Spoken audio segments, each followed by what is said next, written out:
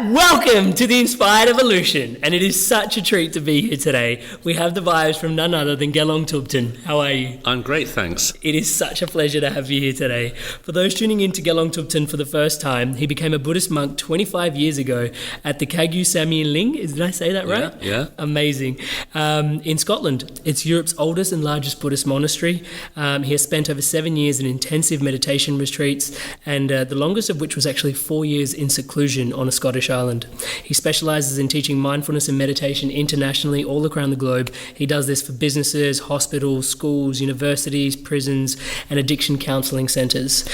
He works with major clients, some of which you may know, such as Google, LinkedIn, Lloyds Bank, HSBC, Deutsche Bank, Siemens, Accenture, the NHS, and has even lectured at Facebook HQ.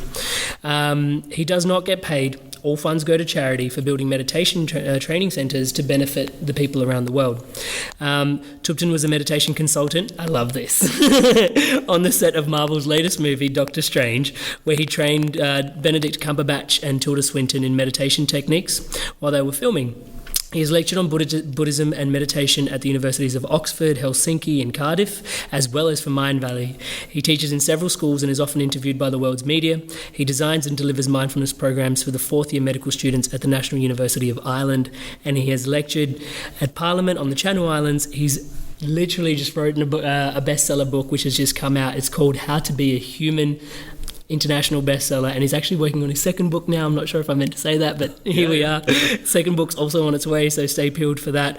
How to Be a Human was co-authored by Ruby Wax and a neuroscientist, and he also runs meditation centres in the UK, so there is so much going on there. It is such a gift to have you here today. Thank you. Thank you so much for your time, and I feel really inspired, because I guess, to put it quite humbly, is someone weaving a life around meditation and sharing the wisdom around meditation is completely inspiring my evolution. So an absolute treat to be here today. I'd love to, I like to start it usually quite lighthearted, but let's go into it a little bit.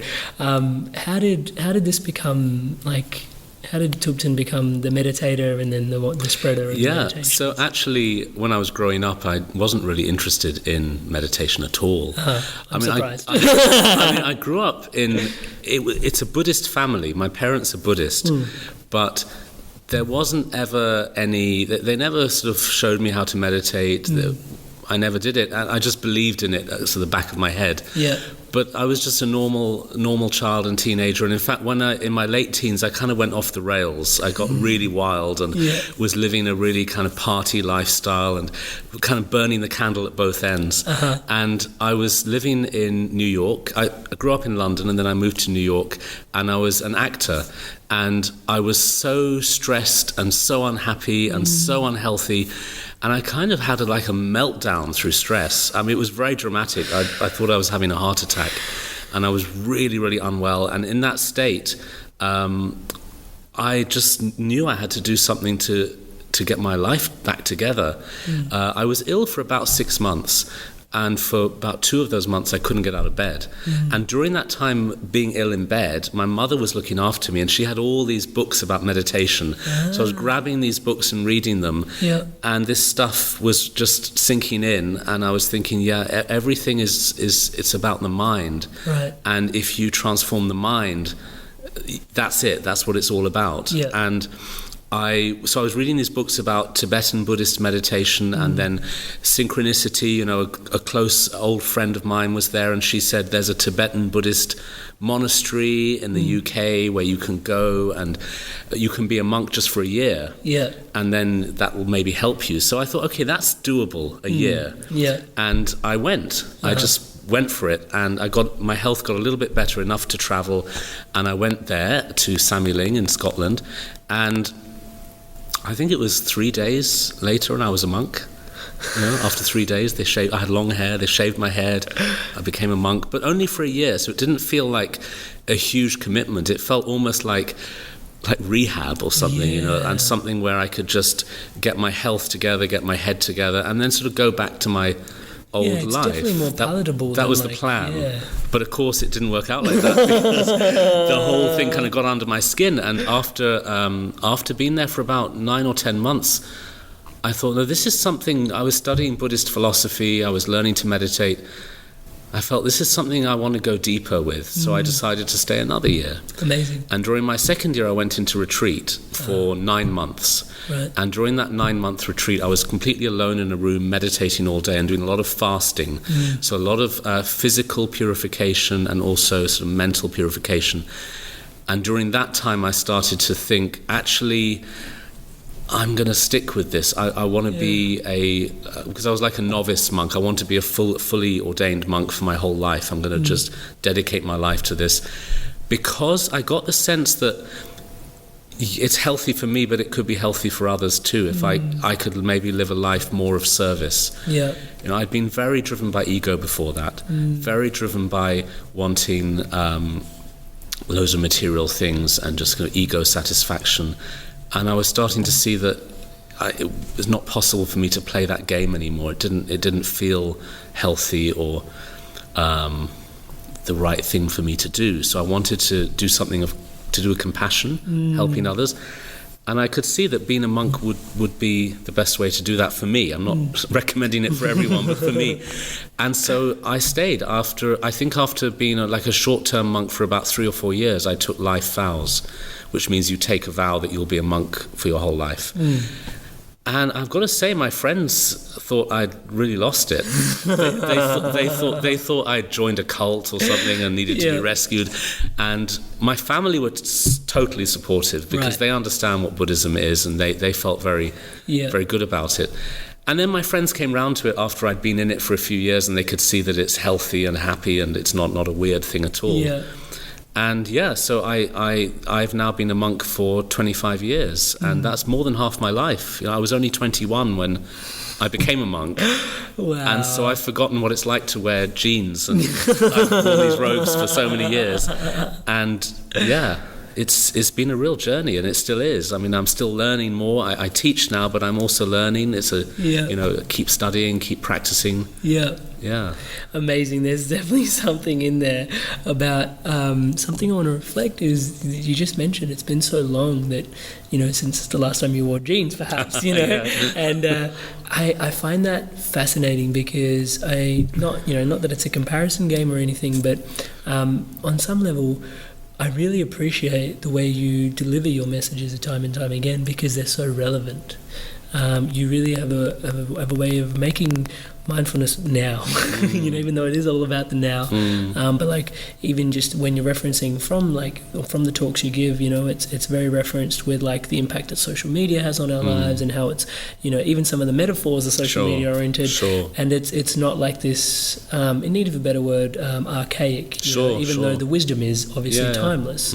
But you have this real way of blending the wisdom into today's present age. Thank you. And I think that's important. I think what I'm dealing with is this ancient wisdom from the Buddhist tradition, but it's always relevant in modern times because it's about the nature of consciousness. But then the way I explain it is very true. I try to weave in modern examples and neuroscience, things like that. My own sort of history with teaching is that I had been in the monastery for about, 5 or 6 years, and the head of the monastery asked me to start giving talks. And those talks were really in a Buddhist situation in the monastery and some of our centers, talks about Buddhism, the history of Buddhism, meditation. And I was doing that quite a lot, but then I started to feel a real feeling I wanted to get out into the world and help people. Not trying to preach Buddhism. I've never ever wanted to try and convert the world to Buddhism. Buddhism's not even really a religion like that. It's more just a philosophy or a way of thinking.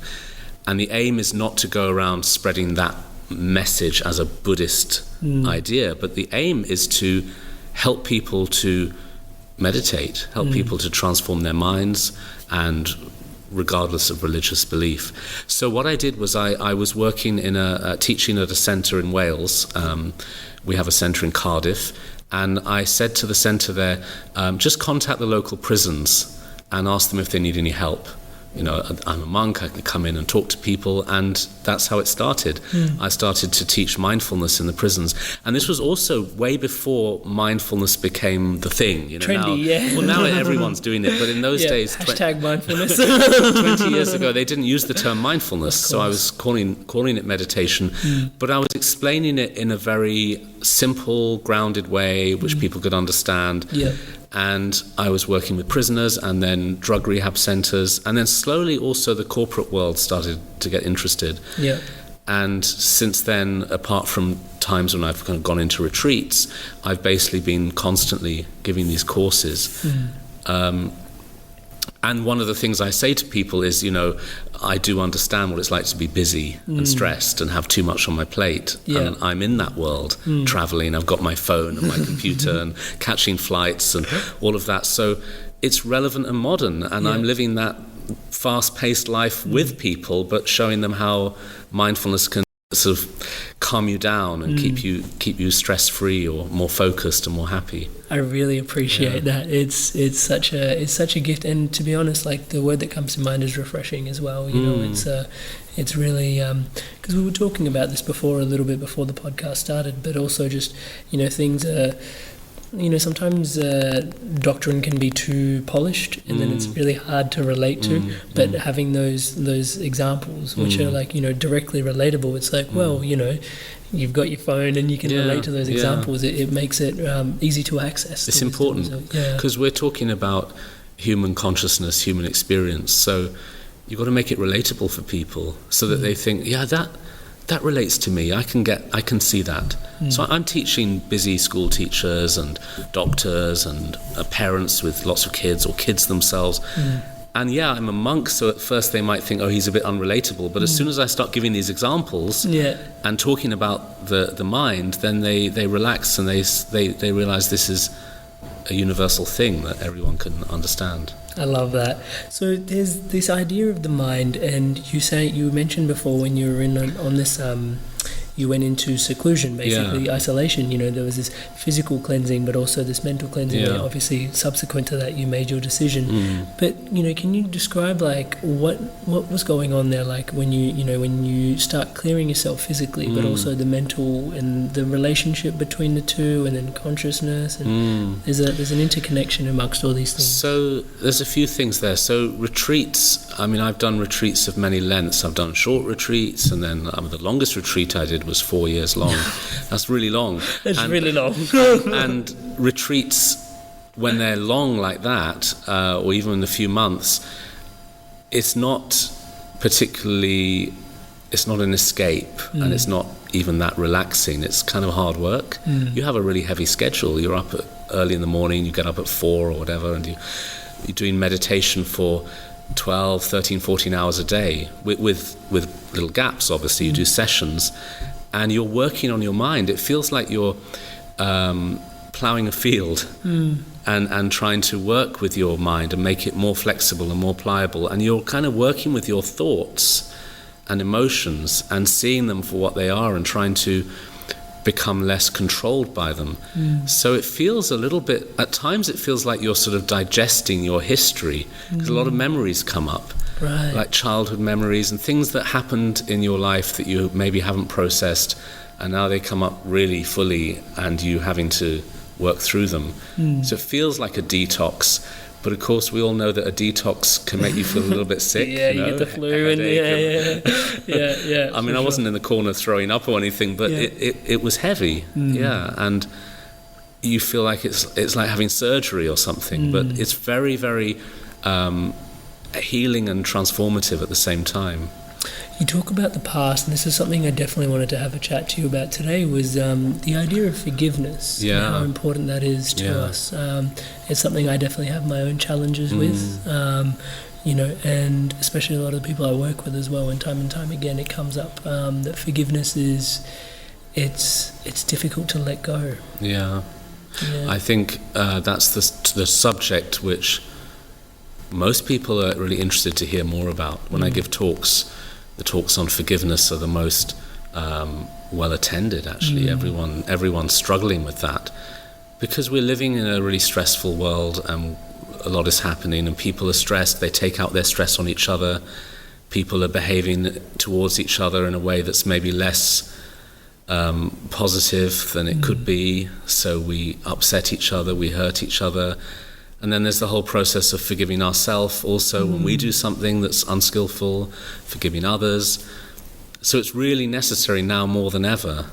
And also on a kind of international scale, because we're so much more in touch with what's happening around the world, which is good and bad in that we're like a global community now, that's great. But the downside is that we're constantly seeing dreadful things that happen in the news all the time. So we're constantly feeling angry that this politician has done this, or that government has done that, or this terrible injustice is happening in this country. So it's we kind of feel that we're burdened with a kind of toxic rage sometimes, or holding on to stuff. And of course, mindfulness, meditation, it's all about letting go. It's all about, well, one thing, it's about being present. The more you can connect yourself to the present moment, the less powerful your past becomes. For sure. But I don't think you're denying your past. It's not like suppressing it or just ignoring it. It's more that you're just more interested in the present. You know what I mean? Yeah. And you're finding more connection with the present. And in this moment, you are this person right now. The person you were 20 years ago, all the cells in your body have changed. It's a different person. Yeah. But somehow our mental attachment to that continuum that we think is a self creates this feeling of, oh, this happened to me and that happened to me. And yes, it did to a certain extent, but also in this moment, we are just here right now, fresh, as if for the first time. And can we enjoy that instead of letting this be somehow ruined by the shadow of the past? So that's one thing, just being present. But then also there's kind of work that we can do around thinking of the people who hurt us or upset us, or people we reject or blame, and maybe thinking about them differently, maybe thinking about them from a more mindful perspective. Like I would describe a mindful perspective as where you kind of take yourself almost out of your ego and look at it from a more wise position, and you think, okay, this person did or said this because of their own struggle, because of their own sadness, their own trauma, and they're controlled by those inner impulses of negativity within themselves. So maybe I don't need to feel they were kind of out to get me. I was just in the way, and they dumped their stuff on me. They didn't know where else to put it. Right. And I don't mean that I don't mean you're condoning what people do or somehow just letting yourself be abused, but you're just softening that edge of blame and having a kind of compassion, kind of understanding of the human condition. What's ringing in the back of my ear is hurt people hurt people. Exactly. Yeah. And we do that too, don't we? Totally. You know, I sit and I think about maybe people who've hurt me, and then I try and think, well, I've hurt people too. And when I'm hurting somebody, I'm not sitting there making plans to hurt them. Yeah. You know, I don't sit there kind of drawing up blueprints. How am I going to hurt this person? It just happens because I'm upset, I'm angry, I'm stressed, I'm tired, and I say stuff, and then I think, oh, why did I say stuff? So they probably had the same reaction to their own pain. It just came out, and they didn't know what they were doing.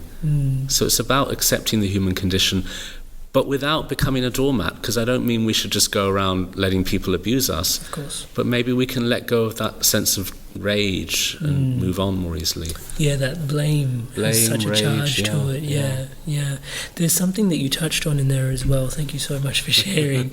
Is also compassion, and this completely blew the lid on something when I saw you speak just the other day, which was. You know, it's so subtle yet it's so profound. I love this. Empathy versus compassion.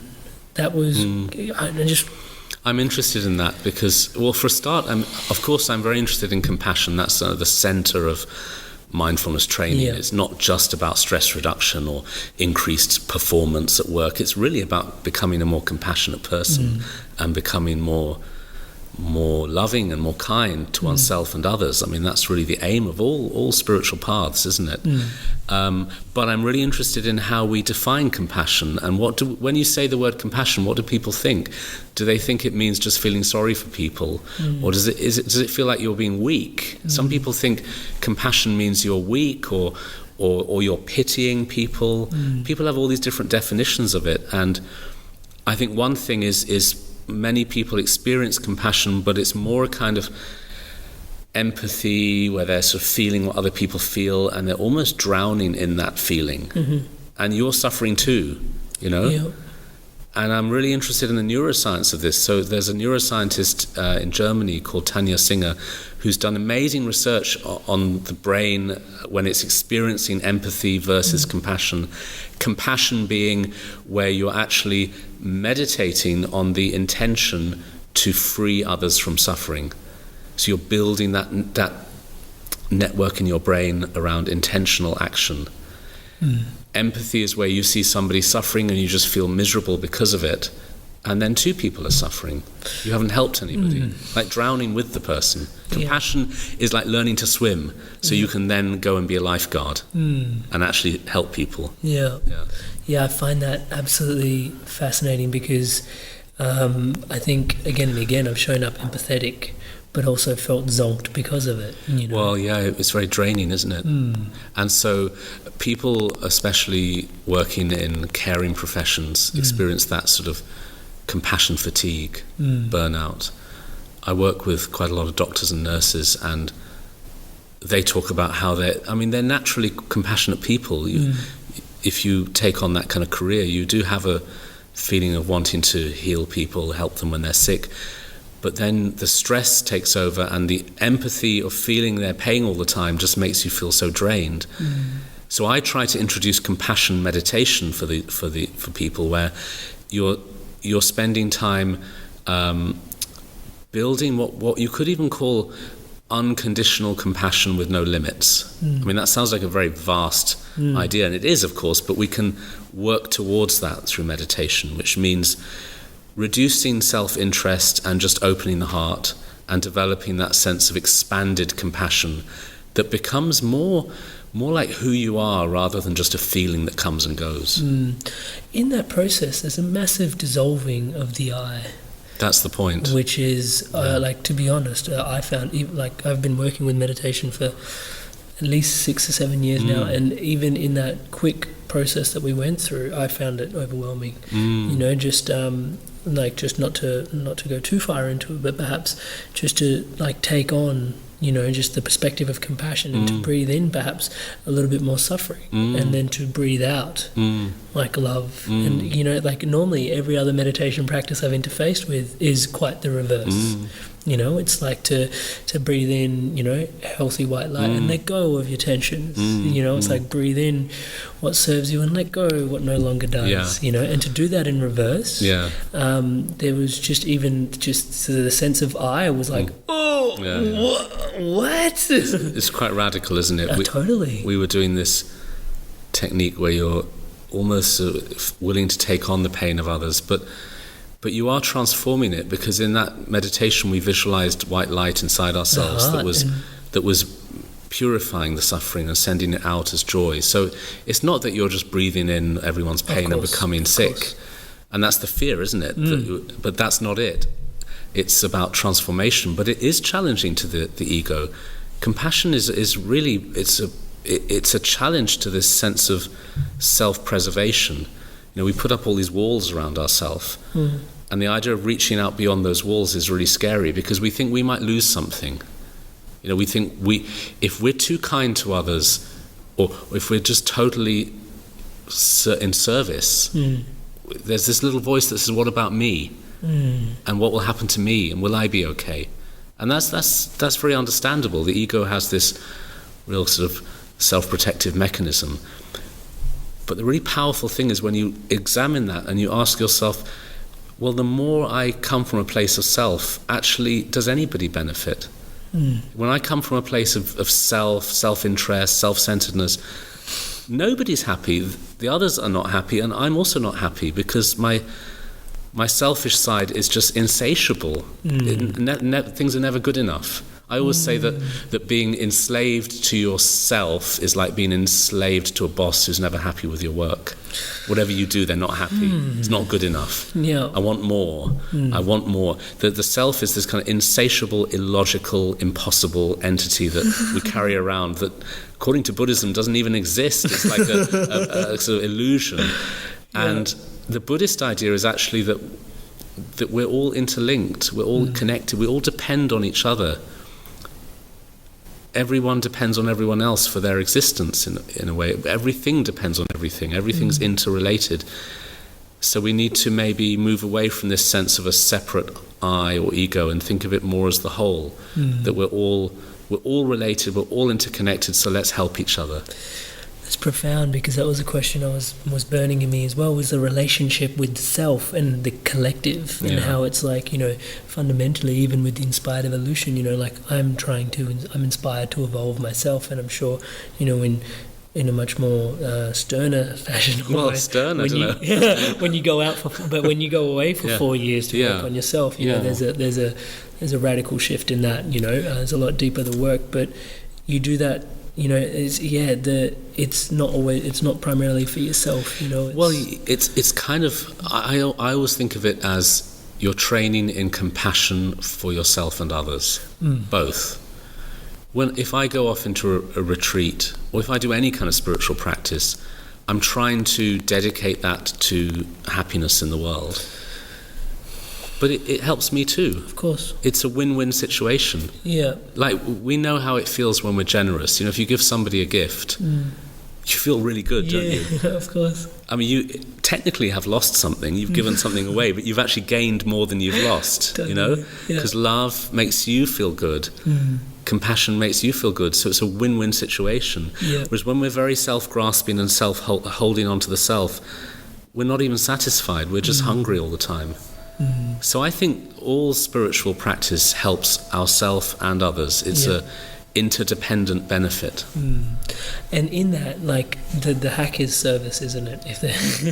And I don't want to use the word hack, but it is service, isn't it? Coming service. Back to that again. And again, service is such a depressing word, isn't it? We think service means, oh my goodness, it means I have to be like the servant, and it's going to be hard work, and I won't be paid for it. And, so service, service can mean something very beautiful, but for some people it sounds really scary, the idea of sacrifice. Whereas I see it more as living from a place of love. If you live from a place of love, I mean, that's really great. You feel good, others feel good, and you kind of do stuff with your life that has benefit for both yourself and others. It's a win-win situation. That's the thing. You've got to do a win-win. There's no point, and nothing else works. I love that. I absolutely love that. And so on this journey of, like, is that like compassion and love, and again, like, we discuss this in like service, but also compassion and love keep interfacing with those? Is that the journey to keep learning and keep studying? I think so. And I think there's a danger with mindfulness practice when it becomes too dry, just about, just focus on your breathing, be present, and try and calm down and have less stress. And when I say danger, all I mean is that you're maybe not going deep enough. Going deeper means to have a sense that you're doing that for the purpose of bringing happiness to the world. There's a purpose there. Like the other day I mentioned that you could start a simple 5-minute meditation with an intention of love. I'm doing this for others as well as myself. And then you could end your meditation with, may this benefit others as well as myself. So you're directing the practice down the road of compassion training. Yeah, the selflessness, and perhaps back into the forgiveness almost as well, because there's so much that we probably wouldn't want to share with other people, because if we have those troubles letting go of things, to then, let that go in that fashion as well. What like fundamentally, what inspires you to keep going on this path? Is it the people that are still in need, or what's going on there? Like, because you've been at this for quite some time, and there's a lot of, as we've discussed, there's a lot of work that goes in. I want to say behind the scenes, but literally like on the self, for the benefit of the self and others. Like, what keeps fueling that? Well, I'm fueled by a sense of a journey, and I'm on this journey of spiritual growth, and that's the choice I've made, and I'm going to walk this path. And I believe in reincarnation, so I have a long-term view. I don't think I'm going to get enlightened in this life. It's going to take many, many lives, but I feel I'm sort of walking a path that I can pick up in the next life, maybe. And so that sense of a journey keeps me going. A sense of commitment. I've made a commitment to this training, and I want to see it through and carry it through, and a commitment to others. The definition of a monk really is somebody who gives up their own self-interest or comfort to serve others, and I find that really enriching. It doesn't feel like I'm losing anything or sacrificing anything. It's really enriching. And yeah, I definitely feel inspired by helping others. I feel inspired by people telling me that they've started meditating and it's helped them to be less irritable with their children or their partner or at work. And so I feel, okay, great, we're producing another drop of peace in this world. And I love that. And I also love bringing mindfulness into situations where you wouldn't find it. I mean, as you know, I've taught in really strange situations, like on movie sets, or in prisons or hospitals, places where you don't normally imagine spiritual practice would happen. So I'm inspired by bringing these practices into every situation so that it becomes part of our culture. That is happening. It is happening, isn't it? Definitely is, yeah. Even I feel going into Australia on construction sites, like the Australian is a typical, like when you look from the outside in, the stereotype is like quite brutish. And then you go to the construction site and again, even more brutish, brute squared. And then you go in with meditation and they're so receptive. Yeah, it's amazing what you're doing, because you're in the situation where you normally wouldn't find it. And you're getting results. Well, the fascinating thing is people generally have a conversation. They're like, "That's amazing what you're doing. Like, they must not be super receptive. You must be doing a lot of work." And I'm just like, "No, they're just like." And I'm sure you've interfaced with this way more than I have, humbly. But they're human beings, total human beings, And it's like maybe there is a bravado, but that's just like as soon as you scratch the surface just a little bit, there's just that. There's so much more waiting to bubble because there's been this, shutdown of like just maintaining appearances. No, my friends say this to me as well when they hear that I go into some quite hardcore banks or law firms and the people in the boardroom in their suits coming to my class. My friends often say, "Well, how do you get through to them? Do you have to kind of break through a lot of misconceptions?" No. You just open your mouth and start talking about human experience, and they're all resonating with it. They were waiting. Everyone wants to know how to have a happier mind. Everyone wants that. Can I ask, is there like there is something shifting collectively though? I don't know. Like I try not to get too like out there and try and keep it as like grounded as possible, but it feels like the fact like we're having this conversation and we're sharing this, and there's plenty of people listening to this, and there's your work going across, and I managed to make a living out of supporting people on construction sites through meditation rather than being like construction site management. There is a trend of something shifting. Absolutely. Is there not? Yeah, the fact that mindfulness practice is now accepted in governments, schools, hospitals. It's become so mainstream. So there is this shift towards mental training, mental development, spirituality, whatever you want to call it. And I mean, I feel this in myself. I've been wearing these robes for 25 years, and I've just noticed people's reactions. 25 years ago, people looked at me like I was a freak when I walked down the street. Now I walk down the street and people come up to me and say, oh, can you tell me how to meditate? So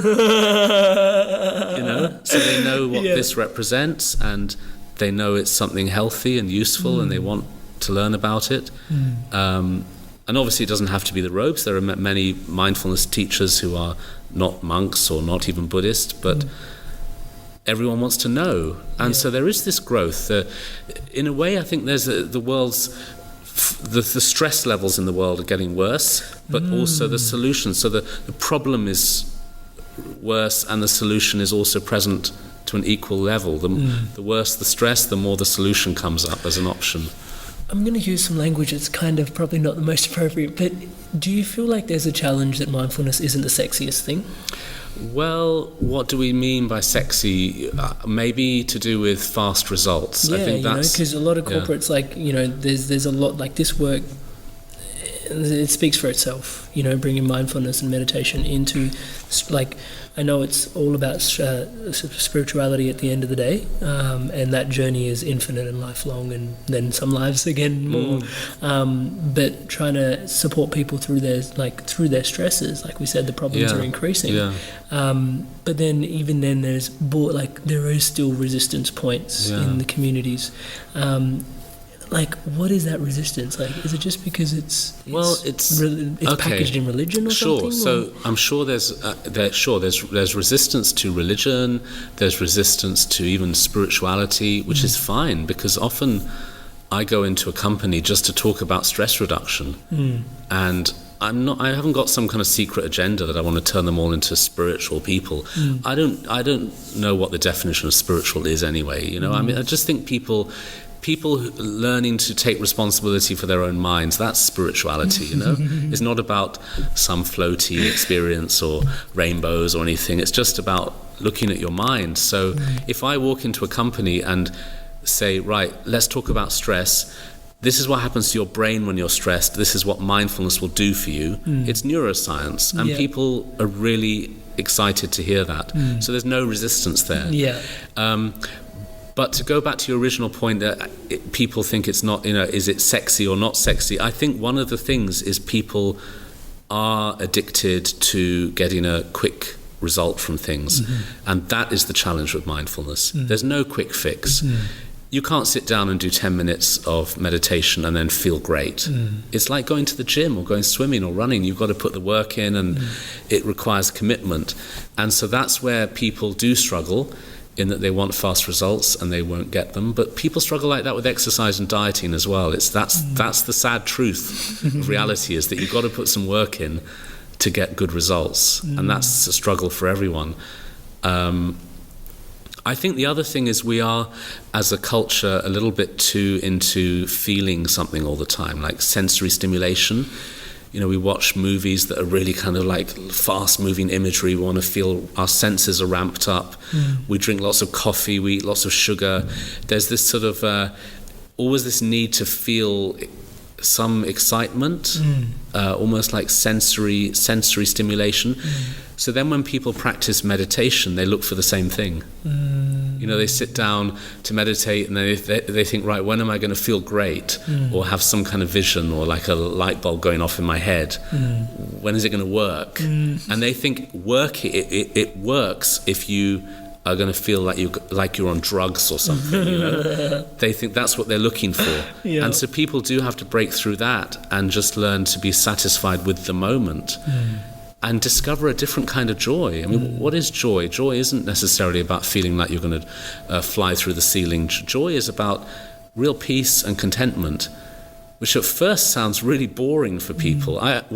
Before I was a monk, some of my friends were meditating, and I used to say, well, that's really boring, I'll meet you in the bar afterwards. Because I thought peace must be really boring.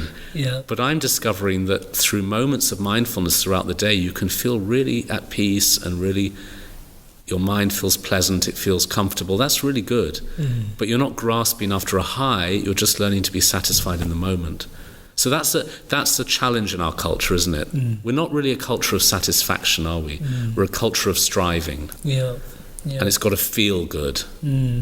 So mindfulness is all about non-judgmental awareness of the moment, whatever that moment is. So that doesn't feel very sexy, does it? But actually it's amazing. It's the antidote. It's really wonderful. Yeah. But it's hard to package that as something that's going to make you feel great. People think it might be like a spa treatment and they'll feel good afterwards. It's not. But I think it's like exercise. Everyone knows that with exercise you've got to put the work in, and it's not exactly fun going on a treadmill or lifting weights, but people do it and they get results, but slowly. Yeah. Yeah. And over time it completely changes your life. Absolutely. Yeah. Amazing. I feel like I could sit here and talk to you all day. Like, time is just an illusion right now.